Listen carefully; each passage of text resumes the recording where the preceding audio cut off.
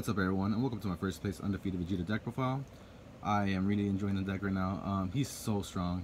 The deck's doing really good. I've been to 3 tournaments so far, and I got first undefeated in all 3 of them, which is insane. One being a 64-man, I got first. There were 2 other undefeateds as well, but my tiebreakers were better, so I ended up getting the first place. There were also Vegeta, which, no surprise. The second tournament was a 23-man one, which was 7 rounds, which was insane. Winded at 1:40 a.m. I was super exhausted. And the third tournament was 9 people, which isn't that big, but hey. And here's one of the mats I got, the hero one, and then there's the villain one. And yeah, the leader Vegeta, I think he's the best right now. He's totally broken. Built-in crit and being able to awaken before your opponent, that's insane. Come on. Hopefully other Vegeta players who are watching this can learn a thing or two. I just want to throw out my 2 cents of the deck. It's been performing well, so hey. And yeah, let's just get started with the deck. I play 4 Bulma and then 4 Buu. They're my only 1-drops in the deck. I'm not playing the Goku engine because I don't like Goku in the deck. It doesn't fit the way I play the deck. And yeah, little tip: if you have both Buu and Bulma in your hand, play the Bulma first because you want to deck thin and search out the Whis. Because you don't want to draw the Whis, you only want to search them out with Bulma. Next up, the 2-drop Boost Attack Piccolo. Insane card. Usually they're dead early game, but since you're going to be at 4 or less life, a lot faster than your opponent, they're not going to be as dead, so that's nice. But yeah, it's a mandatory 4 run in the blues. Next, we got Vegeta and the 4-drop Goku. So they're your small beaters. More importantly, they have crit as well, which is really nice. The 4-drop Goku, I'm only running 2 because he's more of a pressure card, because he hits really strong, like, don't get me wrong, but you only want to play 2 because he's a little more expensive than the Vegeta, and at that point you're going to be wanting to put down your Whis instead because you want to put up your energy up faster, and you have your bigger guys that you want to drop down. But he's still good regardless because he becomes a 25 beater with crit, which is strong. And if you combo Champa, then he's going to be 35, which is insane. With double strike, come on. So you only want to play 2 because if you do play more, you're going to be seeing him in your energy area more than often. And Vegeta is nice because he's pretty cheap to put down, and he's good if you want to, like, if you have that extra 3 energy you want to put down and swing. So now we have Whis. I'm only playing 3. You might be asking why I'm playing 3 while I play 4 Bulma. Well, it's because you don't want to draw this guy. You honestly only play him maybe once or twice during your games, and that's pretty much it. Honestly, the third one, I never really put it down. I only honestly just play the third one just because if one of them is in your life, you want to have at least 1 or 2 in your deck. So yeah, only 3 is fine. Next is the 4 Beerus. He KOs cards, which is nice, but I usually see him in the energy area because I want to drop down either the Whis or maybe something bigger like the 5-drop Vegeta. But since we don't have that many blue cards, and he does have a nice effect to KO, which comes in clutch sometimes, but probably in the future he's going to be cut down to 2.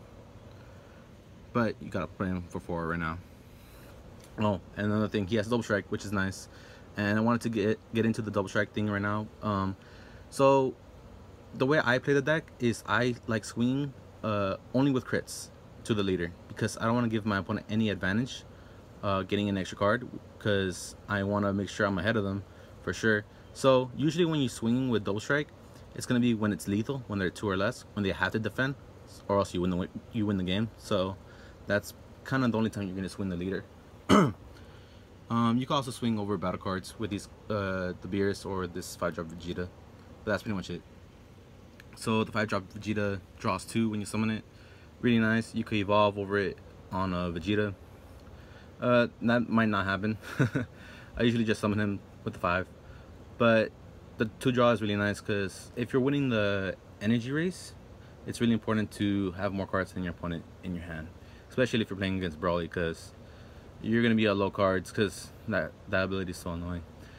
But yeah, like I said, the double strike, you only be swinging when it's lethal or you're swinging out of the battle cards. And the God Charge Vegeta, I consider him one of the boss cards in the deck just because he has 25,000 attack, which is insane. And he has crit, so you could swing at the leader with this card. And being able to attack twice is just amazing because you can play around your opponent and see what he's using as resources, and you just go off on that. Use them with a Champa card. You could potentially do 3 damage with this card, because you swing with Champa ability, and then he gets double strike, so that's 2 damage, and then you swing again, which will be 1 damage. Remember, Champa only gives it for the 1 battle, so just keep that in mind. But yeah, with the Champa card, he becomes 35,000, which is insane. Nothing. Your opponent's gonna have to waste a lot of cards just to defend against that. Okay, now so the other boss cards, the Godbrick Son Goku and the Beerus. Alright, so a lot of people don't like the Godbrick Son Goku just because they believe Beerus is better, which he is. Honestly, he has an insane broken ability. But if you want to close out games safely, Godbrick Son Goku is the way to go, because he's unaffected by negate attacks and blockers, which could be annoying. And usually, when you're going to be going for game, when your opponent's really low at life, they're going to be holding on to a negate attack or something like that, you know. And you're going to be wasting a lot of your energy. Most likely, you're going to have 1 or 2 left over. And if you summon Beerus and that happens, then and you don't kill them, then it's going to be kind of risky, because with Vegeta, you're going to be at low life most of the time, and you want to make sure each of your turns is used wisely, you know. But yeah, Beerus, he does have a broken ability. If they have 1 or less cards, summon the Beerus, they're gonna lose everything. So it's basically game right there. But I do run the Godbrick Son Goku just because he is a safe game ender, and running 2 won't hurt your build at all. Alright, so now we have the Champa card. Now this card is one of my favorite just because of its surprise factor it brings. Your opponent does not see it coming, which is really nice, and it makes any of your cards double strike, which is insane. And I see other builds playing the Monaka card, and honestly this is just a way better version of it. Yes, the Monaka card lets you draw a card and it's blue, but your opponent does not see the Champa coming, and the whole point of the double strike is to make sure that double strike lands, right? So Champa boosts up your attacking card, which is nice. The Monaka card does not do that, and your opponent can play around the Monaka card because they can use a blocker or they can use the negate attack. So yeah, Champa makes sure that you're gonna more than likely land the double strike. And I know 4 is maybe a little bit a lot, because sometimes I do see it more than I would like to, but it does win you games, and late game it's just an amazing card. Alright, so now we have 4 objection. So there's a lot of talk about objection not being that great just because it's a minus and stuff, but honestly against other blue decks or Vegeta decks, whatever, because Vegeta decks are kind of a iffy matchup. It's probably your worst matchup just because they can play the same as you, right? But you want to be ahead of them in mana. Not mana, energy. My bad.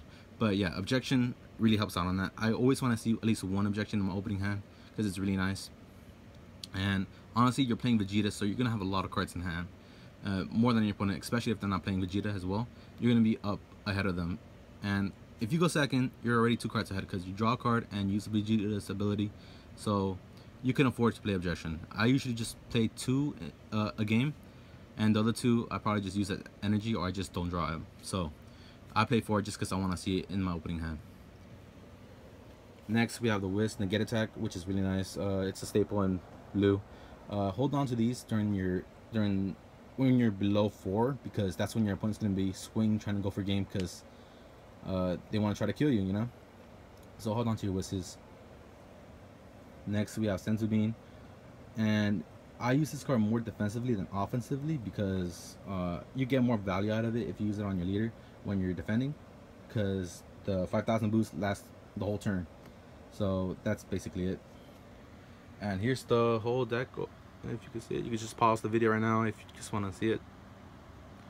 Alright, and that's pretty much it for my build. If you guys really enjoy, just let me know in the comments, like and subscribe, which will be really cool.